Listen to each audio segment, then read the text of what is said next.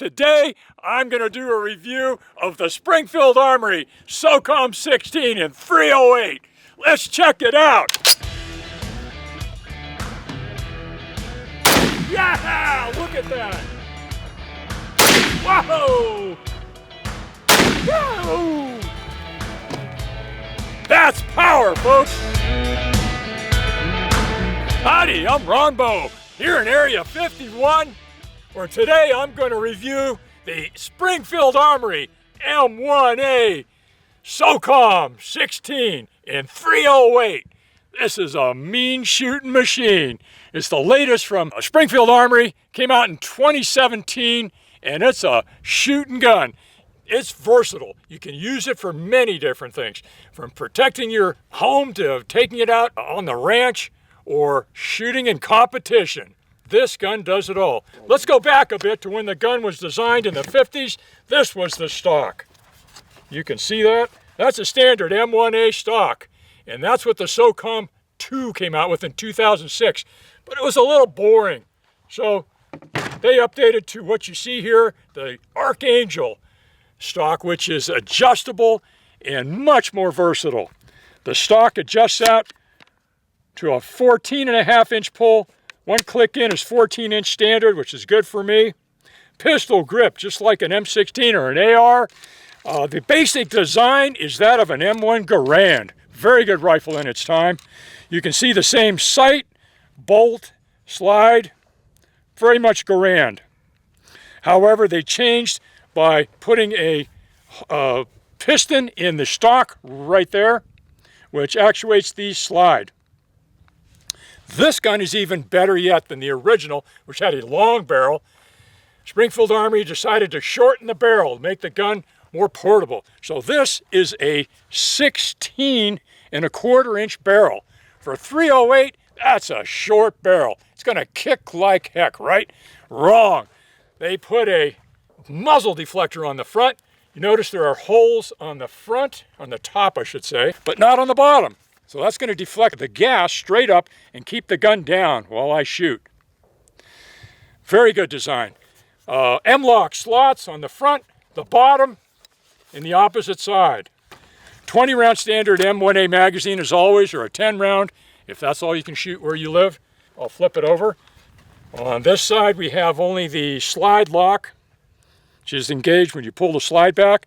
When the gun is empty, it locks back automatically.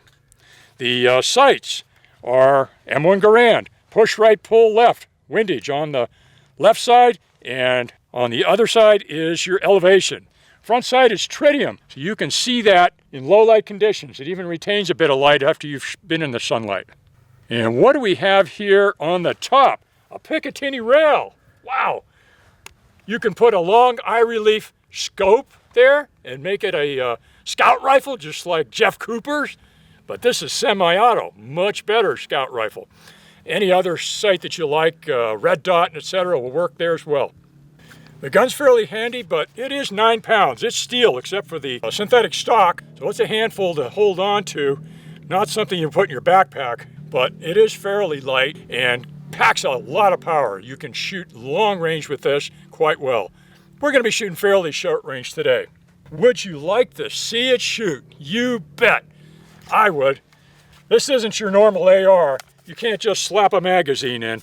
It has to be placed in at an angle, 45 degrees with some force, pushed in, and pull on it. Make sure it's locked in place. The gun is now loaded. As you can see, the magazine holds 20 308 cartridges. And today, we're shooting PMC, bronze hunting cartridges. They're not full metal jacket, they're pointed soft points. So they will destroy anything that I pointed at. To load the gun, we'll make sure the safety's off and rack the slide. One round has just gone into the chamber. The gun's ready to fire.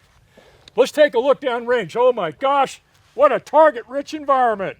Those aliens left a bunch of root beer behind. We're going to have to let the air out of them. But first, let's make sure we're sighted in, folks. We'll take a few rounds at paper. I like to poke a few holes in paper.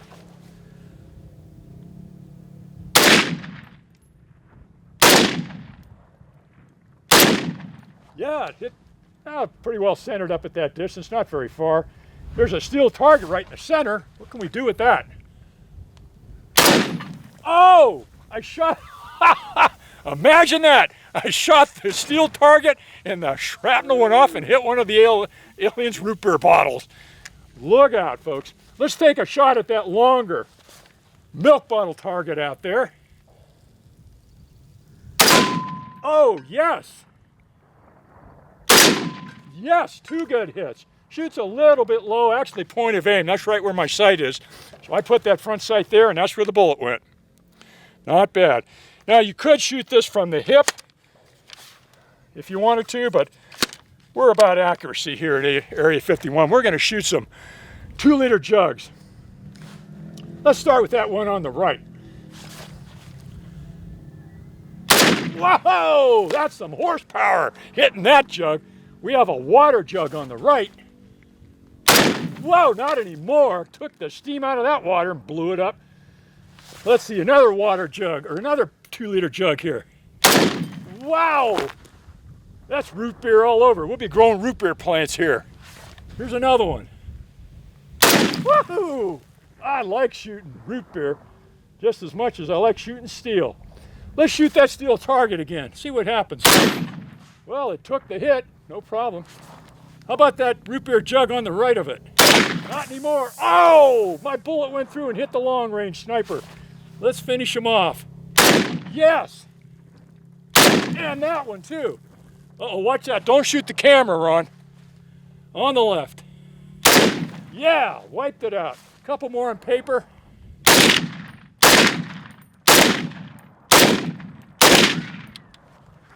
Wow.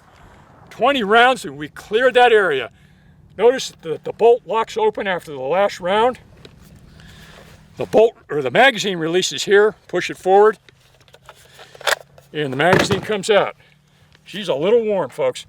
Basically a ambidextrous gun, except for the slide. If you're a lefty, you'd have to reach across, but it's really not a bad deal, similar to the Grand. I wouldn't hesitate to think about it if I was a lefty. Notice it didn't really kick that hard. I didn't mind it at all. I could absorb this, and I'm not wearing a shooter pad or anything. I'm not a big guy. That's all I have today on the M1A. What a great rifle. No jams, excellent. Get out there and go shooting, folks. It's fun. Rombo signing off here from Area 51. Have a good one, folks.